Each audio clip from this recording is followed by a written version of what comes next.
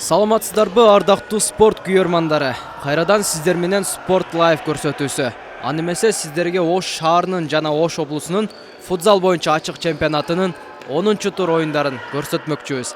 Экранга жакыныраак келиңиздер. Демек, 10-тур жогорку лига, мыкты комбинациялар, кооз голдор, калыстар менен болгон талаш учурлар жана оюнчулардын кагылышуулары. Аны эмесе баштайбыз.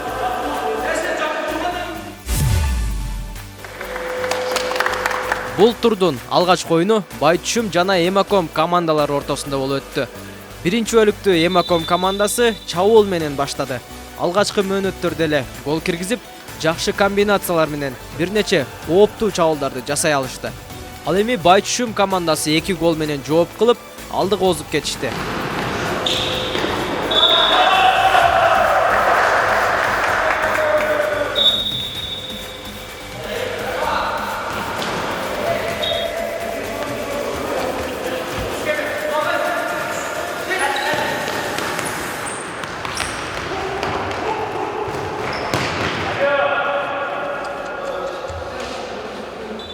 Экинчи бөлүктө чоң тирешүү менен жүрдү. Анткени Байтүшүм командасынын чабуулдарына теңме-тең жооп кылып, Эмаком командасы да аябай кооптуу чабуулдарды жасап турушту. Бирок тажрыйбанын көптүгүнөн уламбы, Байтүшүм командасы бул турда да Эмаком командасынан 3 упайды алып кетти. Жалпы эсеп 3-2 Байтүшүмдүн пайдасына.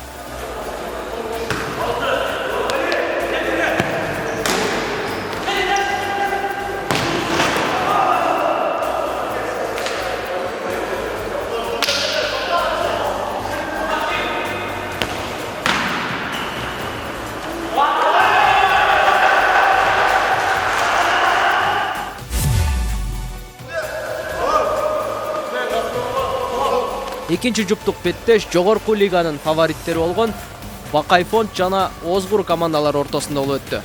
Эки команданын тең максаты жеңүү болгондуктан оюн талаасында мыкты комбинациялар, мыкты чабуулдар, деги эле чоң интрига жүрүп турду. Алгач Озгур командасы эсепте алдыга жылып кетсе, Бакайфонд командасы көп узабай эле жооп кылганы жетишти. Эсеп саны 1-1 болуп, биринчи бөлүктү аяктады.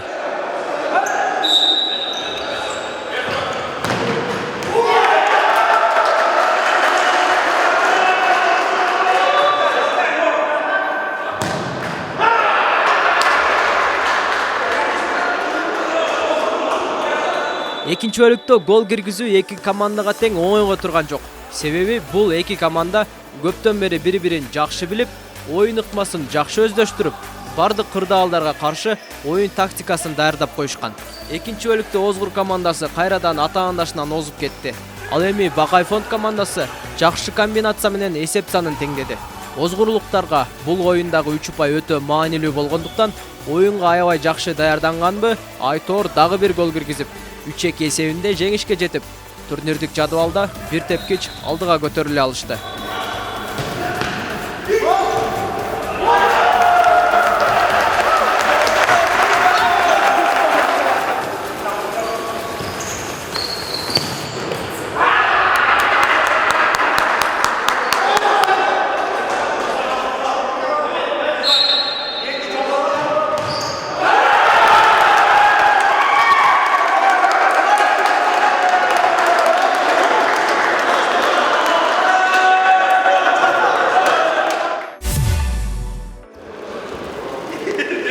ТМЖ жана Ихлас. Дал ушул оюн бул турдун эң кызыктуу оюну болду десем жаңылышпайм. Анткени кооз голдорда, оюнчулардын ортосундагы катуу кагылышууларда, өзгөчө комбинацияларда эң көп ушул беттешүүдө болду. ТМЖ командасы ишенимдүү түрдө биринин артынан бирин чабуулдарды жасап олтурушуп, биринчи бөлүктө 0 эсебинде алдыга чыгып алышты.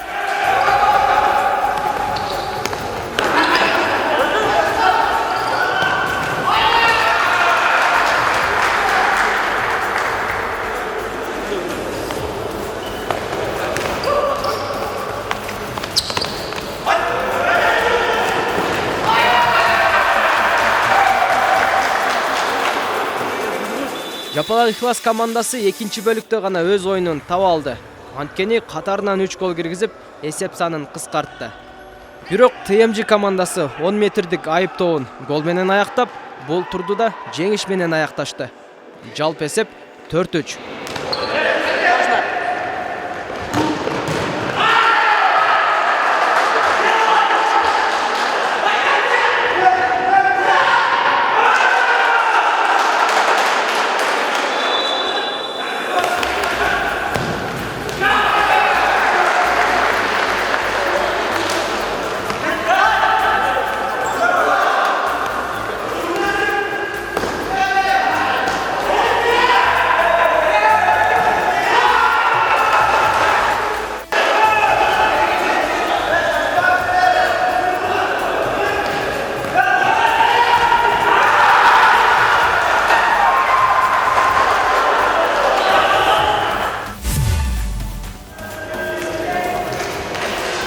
Бул турдун акыркы оюнун Алдер жана Афим командалары жооп беришти.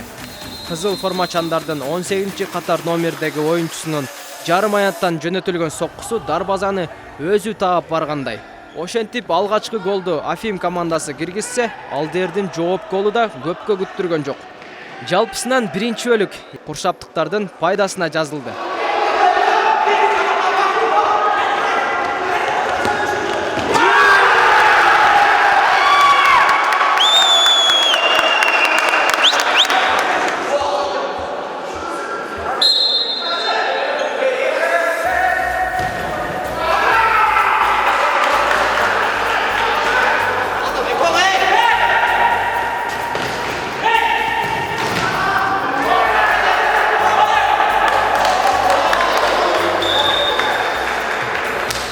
Экинчи бөлүктө бир топ кооз голдор менен жана мыкты комбинациялар менен коштолду. Биринчи айлантмадагы беттеште Афим командасы ишенимдүү жеңишке жетишкен болчу. Бирок бул кармашууда куршаптыктар мыктыраак чыгып, жыйынтыктоочу бөлүктү 3-1 эсебинде аяктап, турнирдик жадыбалда өз ордун сактап кала алды.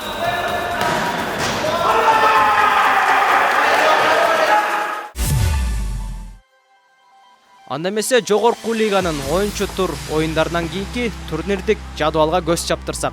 Биринчи орунда кайрадан эле Бакай фонд командасы 22 упай менен келе жатат. Ал эми экинчи орунда 21 упай менен Алдер командасы, Байтүшүм командасы да 21 упай менен 3-чү катарда турган болсо, 4-чү орунда 18 упай менен ТМЖ командасы алдыга чыгып алды. Ал эми 5-чи орунда Озгур командасы 14 упай менен бир тепкич алдыга көтөрүлдү.